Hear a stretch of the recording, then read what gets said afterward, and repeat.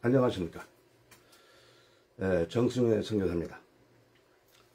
오늘 저는 65세 이상에게 이중 국적을 허용하는 한국, 그것에 따라서 제가 미국 시민권을 획득한 다음에 한국에서 한국 국적을 이탈하고 거소증을 받고, 그리고 이 국적 회복 그 서류를 지금 진행하는 중에 국적 회복 심사가 외국인청, 출입국 관리국 외국인청에서 심사가 한 7개월 정도 끝났고, 그것이 법무부로 내려가서 최종 심사를 하면은 국적 회복 단계 마지막으로 들어가게 되는데, 그 이야기를 여러분들에게 나누어 드리려고 합니다. 제가 이제 이것을 진행하다 보니까 미국이나 저 외국에 그냥 살고 계시는 분들은 한국에 근거가 없고, 이런 분들은 참 이 국적, 이중 국적을 갖는다는 것이 어렵겠다, 그런 생각이 들었습니다. 왜냐하면 한국에 삶의 터전이 한 1년 정도 있어야 이 문제를 해결할 수 있기 때문에 그렇다고 봅니다. 저는 44년 동안 태국 선교사로 일을 하는 중에 미국 교회와 관계를 가지고 있으면서 결국은 70세에 제가 미국의 시민권을 획득을 했습니다. 미국에 그 다음에 내 생각에 65세에 되면은 한국의 이중 국적을 65세 이상 된 사람들에게 이중 국적을 허락한다고 하니까 이거 뭐 신고할 필요 있겠냐. 그리고 소위 살아있는 것처럼 보이는 한국 여권으로 계속적으로 사용을 해왔습니다. 저는 미국이 근거지가 아니고 한국이 근거지면서 태국을 왔다 갔다 이렇게 했었지요. 그런데 어느 날 인천공항에서 사용한다고 접했어요.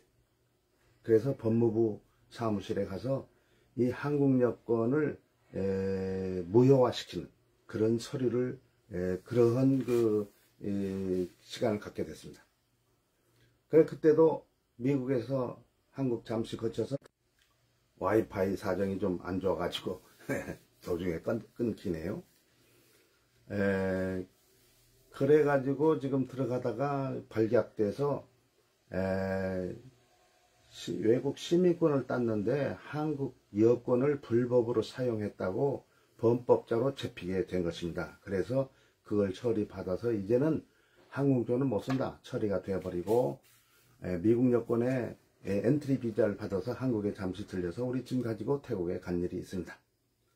그 이후에 12월 말쯤 한국으로 급히 들어와서 이 문제를 해결하기 위해서 급히 들어왔습니다. 그래서 12월 25일 날 국적 이탈 신고를 했어요.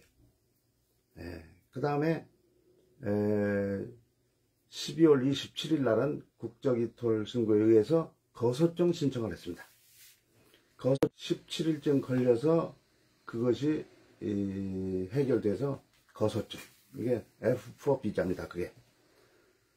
그것을 해결이 됐는데 1월 29일 날 해결이 됐고, 1월 23일 날 그 거소증을 수령을 했습니다.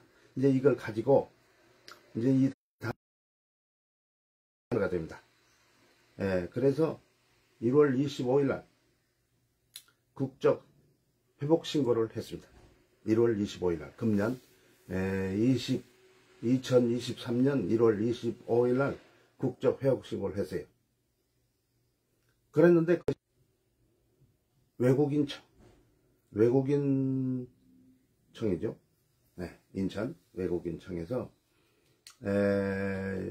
출입국 관리소에서의 이걸 심사를 하는데 7개월쯤 걸려가지고 심사가 완료됐어요. 그리고 법무부로 이제 이관해서 법무에서 최종으로 심사한다, 그런 얘기를 들었습니다. 그런데 이 사람들이 우리가 국적 회복 신고를 할 때에 그 사람들이 한 8개월쯤 걸릴 거다 그렇게 말했어요. 근데 7개월에 외국인청 출입국 관리소에서 해결됐고, 그 다음에 한 1개월, 그러면 한 1개월쯤 법무부 그 심사를 거치면은, 법무부도 통과되면 그 다음에는 매달 셋째나 넷째 주에 있는 그 선서를 해야 된답니다. 선서를 하고 그 다음에 주민등록증을 받고 여권을 받으면은 태국에 나갑니다. 그래서 제 생각에는 9월 중에는 해결될 것으로 알고 10월에는 다 끝날 거다. 그래서 10월 31일 날 태국 선교지로 다시 나가는 계획을 세우고 있습니다.